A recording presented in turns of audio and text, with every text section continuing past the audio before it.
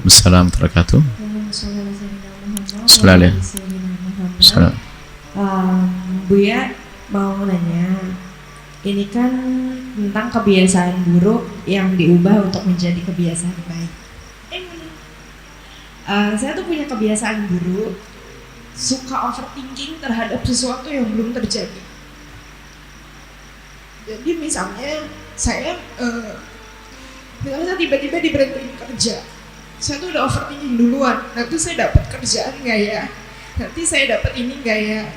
Terus misalnya saya udah hampir nikah, tapi nggak jadi. Nanti saya dapat pengganti nggak ya? Nanti kedepannya gimana ya?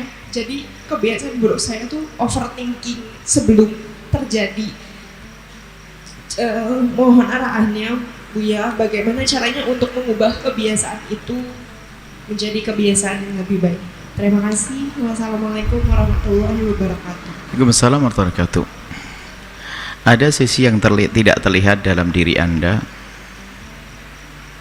Ada sisi yang tidak terlihat. Langsung Anda ngira ini Buya ngeramal nih, bukan? Enggak, ini bukan ramalan. Bukan ilmu perdukunan ini. Bukan dari sisi fisik Anda, akan tapi sisi mental Anda. Anda punya permasalahan di mental Anda, dan itu membahayakan kalau dibiarkan, karena memikirkan sesuatu yang belum terjadi itu boleh dan sah saja, namanya waspada. Tapi kalau kewaspadaan yang berlebihan menjadikan dia tidak bisa berbuat apa-apa, maka itu adalah penyakit. Kalau orang tabrakan mobil itu biasanya di mana? Di jalan, kan begitu. Akhirnya dia terlalu pikir dalam, jangan-jangan aku keluar nanti tabrakan. Akhirnya tidak kemana-mana dia. Maka sesungguhnya tabrakan mobil biasanya di jalan, maka lah kesadaran akan bahaya ini menjadikan dia hati-hati. Makanya kalau jalan di pinggir, mobilnya dibenerin remnya, begitu. Tapi kalau sudah berlebihan seperti Anda rasakan, ini menjadi tidak baik. Bahkan mungkin objeknya itu berbeda-beda. Objek dari pekerjaan, sehingga pesimis, nanti terima dan sebagainya. Padahal kita belum. Akhirnya kita sudah stres sendiri, padahal kita belum melamar. Bisa jadi kita sudah dinanti-nanti untuk bekerja di tempat tersebut, tapi kita sudah terlanjur, sehingga betul ditolak sekali. Tak tahu yang betul kan, akhirnya begitu. Akhirnya menjadi males, dia mau maju lagi sudah tidak. Ini objeknya berbeda, objeknya kerjaan. Ternyata dalam majelis yang sama ada bicara, objeknya calon pasangan. Wah, siapa yang mau dengan saya? Saya ini, lamar ini. Nanti terus. Nanti setelah menjadi pasangan pun objeknya apa? Jangan-jangan suamiku tidak cinta kepadaku. Jangan-jangan ini. Kenapa kok pulang diam saja? Padahal dia sakit gigi kan? Nah, jadi ini bahaya sekali. Maka Anda minta bantuan kepada ahlinya. Hal-hal yang semacam ini Anda perlu dikasih sayangi, karena bukan dicaci dan dimarah. Kalau orang punya permasalahan, dia permasalahan psikologinya, permasalahan mentalnya, dan bukan gila. Saya juga punya masalah psikologi, kadang-kadang saya juga marah tidak terkontrol, makanya harus belajar, kan gitu ya. Kadang-kadang kita begitu, wajar. Nama manusia itu, jasad kita kulit koreng namanya, ya kan? Kalau di kulit namanya koreng, kalau di mata namanya belek, kan begitu ya. Macam-macam. Kalau di mulut namanya sariawan, cuman di mental namanya masalah psikologi tadi. Jadi itu Anda tidak usah menganggap Anda gila. Baca sebagian orang sudah S3 sekalipun, anaknya punya masalah, dibawa ke psikolog, katanya memang anak saya gila. Loh, bukan masalahnya gila. Ini ilmu yang spesial ini. Anda duduk dengan psikolog wanita, tentunya Anda upayakan seorang wanita, karena Anda seorang wanita, biar bebas dalam berbicara dengan Anda. Yang Anda lihat dia bisa dipercaya, nanti akan diajak diskusi. Mungkin mental Anda akan dipulihkan pelan-pelan, sehingga Anda setelah itu menjadi overthinkingnya sudah berkurang. Ya, berprasangka bolehlah, akan tapi ada kadarnya. Itu nanti bermacam-macam. Bisa jadi nanti was-was juga, itu masuk juga di pembahasan itu juga.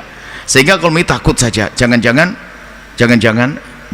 terus, sehingga tidak akan bisa indah. Dan itu kalau dibiarkan, itu akan mengganggu urusan Anda dengan sesama. Dengan Allah pasti, orang lagi sholat kok masih nginget, sholat saya diterima tidak oleh Allah, dosa saya diampuni tidak oleh Allah. Paling tidak diampuni, lagi ini kan paling tidak diampuni. Semangat Allah sudah berfirman, Allah Ghafur, Maha Pengampun. Diterima ndak amal saya? Terus akhirnya Pak, mending ndak usah sholat deh karuan. Bahaya sekali nanti kesananya. Jadi ndak apa-apa, ndak usah khawatir. Pekerjaan ada, khusnudzon, amin. Calon jodoh akan datang, amin. Anak soleh-soleh, amin. Teman baik-baik, amin. Enak enggak begitu? Coba kalau ngomong, calon jodohmu jauh, rezekimu kayaknya berantakan, anak, lah itu kan negative thinking. Overthinkingnya positif. Overthinking dalam urusan positif juga berbahaya. Aman, semuanya sendiri nanti, tabrak jeder, apa, kan gitu ya. Jadi ada batas yang semuanya. Kalau kita ingin berprasangka, tentu ada kadarnya, dan biasakan yang baik. Seperti itu, insya Allah. Yang menyelesaikan, yang membantu adalah ahlinya.